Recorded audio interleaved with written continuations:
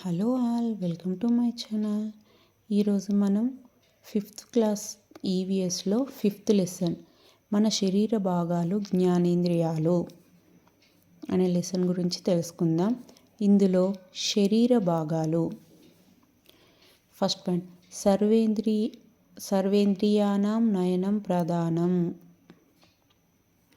పాఠశాలలో పిల్లల కళ్ళను పరీక్షించి అవసరమైన వారికి కళ్ళద్దాలను ఇచ్చే కార్యక్రమం చిన్నారి చూపు. కంటికి పుస్తకానికి మధ్య దూరం 30 సెంటీమీటర్లు ఉండాలి. టీవీకి కళ్ళకు మధ్య దూరం 2.5 మీటర్స్ దూరం ఉండాలి. కంటికి వైద్యం చేసే డాక్టర్ను ఆప్థమాలజిస్ట్ అంటారు.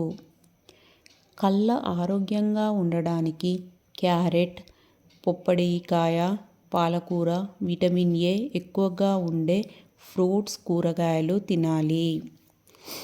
నెక్స్ట్ ఏంటంటే చెవులు. మాట్లాడడం, వినికిడి లేని వారి కోసం సైన్ లాంగ్వేజ్ను ఉపయోగిస్తారు. చెవి, ముక్కు, గొంతుకు సంబంధించిన సమస్యలకు వైద్యం చేసే డాక్టర్ను ఈఎన్టీ వైద్య నిపుణులు అంటారు. గబ్బిలం రాత్రిపూట సంచరించే క్షీరదం. గబ్బిలం తన దారిలో ఉన్న అడ్డంకులను తాను శబ్దాల ద్వారా గ్రహిస్తుంది. నెక్స్ట్ పాయింట్, గాలిని ముక్కు ద్వారా లోపలికి పీల్చుకొనుటను ఉచ్ఛ్వాసమని, బయటకు వదలడాన్ని నిశ్వాసమని అంటారు. ఆహార పదార్థాలని నమిలినప్పుడు లాలాజలంతో కలిసి రుచి ఏర్పడుతుంది. దంతాలు. కొరుకు దంతాలు పైన 4, కింద 4, టోటల్గా 8. కోర దంతాలు కింద 2, పైన 2, 4, మొత్తం టోటల్గా 4. నములు దంతాలు కింద 4, పైన 4, మొత్తం 8. విసురు దంతాలు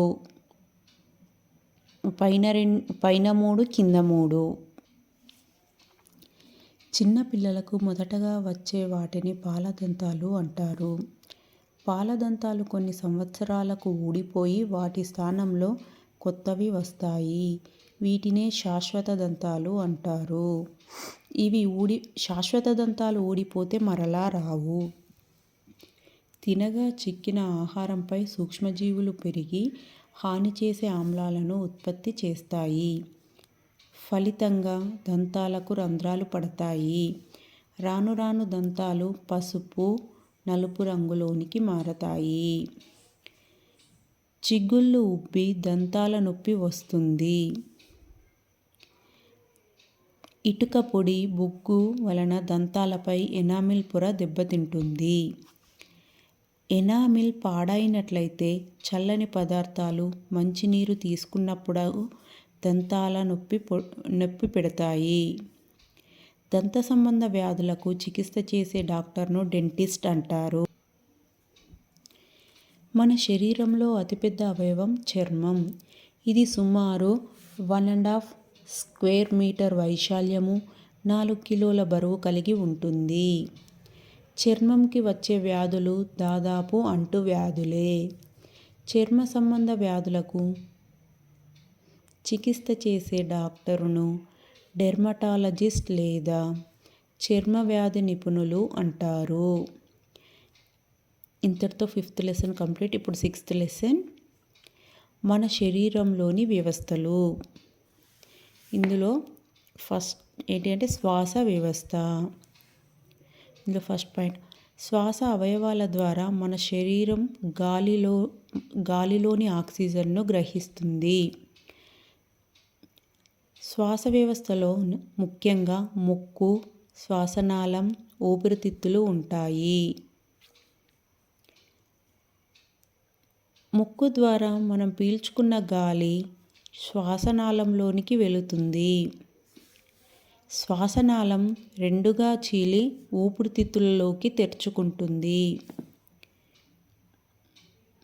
ముక్కు రంధ్రాలలో తేమ, వెంట్రుకలు, శరీరంలోని దుమ్ము, ధూళి వెళ్లకుండా ఆపుతాయి.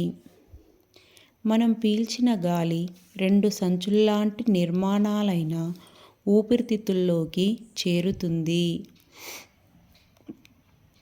ఊపిరితిత్తుల్లో అనేక చిన్న గాలి గదుల నిర్మాణాలున్నాయి.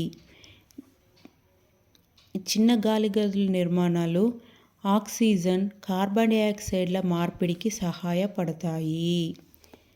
గాలి గదులు వీటి కుడ్యంపై అనేక సూక్ష్మ రక్తనాళికలు ఉంటాయి. ఇవి మనం పీల్చుకున్న ఆక్సిజన్ను గ్రహించి రక్తం ద్వారా శరీర భాగాలకు పంపిస్తాయి. అలాగే రక్తంలో ఉన్న కార్బన్ డయాక్సైడ్ను, నీటి ఆవిరిని బయటకు పంపిస్తాయి. ఊపిరితిత్తులకు సంబంధించిన వ్యాధులకు చికిత్స చేసే డాక్టర్ను పల్మనాలజిస్ట్ అంటారు. నెక్స్ట్ రక్త ప్రసరణ వ్యవస్థ. గుండె మొత్తం శరీరానికి రక్తాన్ని సరఫరా చేస్తుంది. మనం తీసుకున్న ఆహారం మరియు ఆక్సిజన్ను శరీరంలోని ప్రతి అవయవంకి కూడా రక్తం తీసుకెళ్తుంది. మనం తిన్న ఆహారం రక్తంతో కలిసి రక్తనాళాల ద్వారా శరీరంలోని వివిధ అవయవాలకు వెళ్ళి మనకు శక్తిని ఇవ్వడానికి ఉపయోగపడుతుంది. శరీర ఉష్ణోగ్రతను క్రమబద్ధీకరించడానికి, రోగకారకాలపై పోరాటానికి రక్తం ఉపయోగపడుతుంది. రక్తంలో ఎక్కువగా ద్రవ రూపంలో ఉన్న ప్లాస్మా ఉంటుంది. రక్త కణాలు 3 రకాలు: ఆర్బీసీ, డబ్ల్యూబీసీ, రక్త ఫలకికలు. ఆర్బీసీ అంటే రెడ్ బ్లడ్ సెల్స్, డబ్ల్యూబీసీ అంటే వైట్ బ్లడ్ సెల్స్ అండ్ రక్త ఫలకికలు. ఆర్బీసీ యొక్క విధి ఏంటంటే, ఎర్ర రక్త కణాల యొక్క విధి ఏంటంటే శరీరంలోని అన్ని కణాలకు ఆక్సిజన్ని అందిస్తాయి. వైట్ బ్లడ్ సెల్స్ యొక్క తెల్ల రక్త కణాల యొక్క విధి ఏంటి అంటే రోగకారక క్రిములతో పోరాడుతాయి. రక్త ఫలకికలు రక్తం గడ్డకట్టడంలో సహాయపడతాయి. గుండెకు సంబంధించిన వ్యాధులకు చికిత్స చేసే డాక్టర్ను కార్డియాలజిస్ట్ లేదా హృద్రోగ నిపుణులు అంటారు. మన హార్ట్ మన పిడికిలి పరిమాణంలో ఉంటుంది. గుండెలో 2/3 వంతు ఛాతీలో ఎడమవైపున, 1/3 వంతు కుడివైపున ఉంటుంది. గుండె రక్తాన్ని పంపు చేస్తుంది. పల్లి ఉండలు, నువ్వుల ఉండలు, గుడ్లు, పాలు, ఆకుకూరలు తింటే రక్తం వృద్ధి చెందుతుంది. నెక్స్ట్ అస్థిపంజర వ్యవస్థ. మన శరీరంలో మొత్తం 206 ఎముకలు ఉన్నాయి. వివిధ భాగాలలో ఎముకలు చిన్నగాను, పెద్దగాను, వెడల్పుగా, చదునుగా, వంపు తిరిగి వివిధ ఆకారాలలో, పరిమాణంలో ఉంటాయి. అస్థిపంజరం శరీరానికి ఆకారాన్ని, ఆధారాన్ని ఇస్తుంది. అస్థిపంజరం శరీర భాగాలను కాపాడుతుంది. తలలోని ఎముకల చట్రాన్ని పుర్రె అంటారు. ఇది మెదడును కాపాడుతుంది. పుర్రె నుండి నడుము వరకు శరీర పృష్ఠ భాగంలో 33 వెన్నుపూసలతో ఏర్పడిన వెన్నెముక ఉంటుంది. ఇది శరీరాన్ని నిటారుగా ఉంచుతుంది. దీనిలో వెన్నెముకలో వెన్నుపాము ఉంటుంది. కాల్షియం ఎముకలను దృఢంగా ఉంచుతుంది. పాల ఉత్పత్తులు, ఆకుకూరలలో కాల్షియం ఎక్కువగా ఉంటుంది. రోజు నడక, పరిగెత్తడం, ఆడడం వల్ల ఎముకలు, కండరాలు బలపడి శరీరానికి దృఢత్వం వస్తుంది. ఎముకలకు సంబంధించిన ఎముకలకు సంబంధించి వైద్యం చేయు డాక్టర్ను ఆర్థోపెడిషియన్ అంటారు. ఎముకలు శరీరానికి ఒక ఆకారాన్ని ఇస్తాయి. రోజు శరీరానికి ఎండ తగలడం వల్ల డి విటమిన్ లభిస్తుంది. దీనితో ఎముకలు, చర్మం ఆరోగ్యంగా ఉంటుంది. నెక్స్ట్ టాపిక్ జీర్ణ వ్యవస్థ. నోటి ద్వారా తీసుకున్న ఆహారం నోట్లో కొంత మార్పులకు లోనవుతుంది. కడుపుకు కిటికీ అనే ఏంటంటే డాక్టర్ బీమంట్ ప్రయోగం. కడుపుకు కిటికీ దాంట్లో డాక్టర్ బీమంట్ ప్రయోగం చేశాడు. ఇది ఎప్పుడు అంటే 1822వ సంవత్సరంలో కడుపులో బుల్లెట్ గాయమైన మార్టిన్ అనే సైనికుడికి డాక్టర్ బీమంట్ వైద్యం చేయాల్సి వచ్చింది. జీర్ణ వ్యవస్థకు సంబంధించిన జబ్బులకు చికిత్స అందించే డాక్టర్ను గ్యాస్ట్రో ఎంటరాలజిస్ట్ అంటారు. ఆహారం ఎప్పుడు కడుపు నిండా తినకూడదు. పొట్ట 25% ఖాళీగా ఉండాలి. నీరు తగినంత తాగితే జీర్ణాశయంలో ఉన్న మలినాలు బయటికి వెళ్ళిపోతాయి. మనం తీసుకున్న ఆహారం జీర్ణమైతే శరీరానికి శక్తి వస్తుంది. జీర్ణమైన తర్వాత మిగిలినది మలం రూపంలో బయటికి పోతుంది.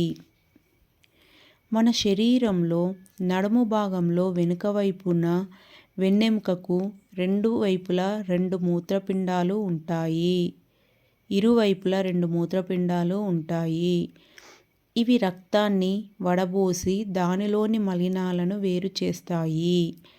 ఈ మలినాలు మూత్రం రూపంలో విసర్జించబడతాయి. చర్మం కూడా ఒక విసర్జక అవయవం. ఇది చెమట రూపంలో రక్తంలోని మలినాలను బయటకి పంపుతుంది. మూత్రపిండాలకు సంబంధించిన వ్యాధులకు చికిత్స చేసే డాక్టర్ను నెఫ్రాలజిస్ట్ అంటారు.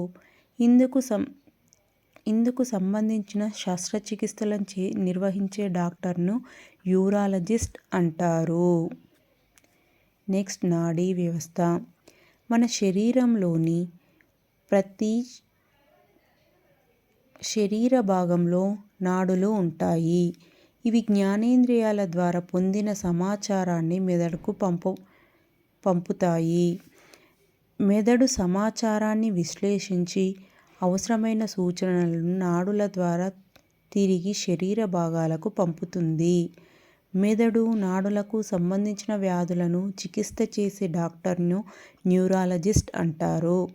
ఇంతటితో 6th లెసన్ కంప్లీట్.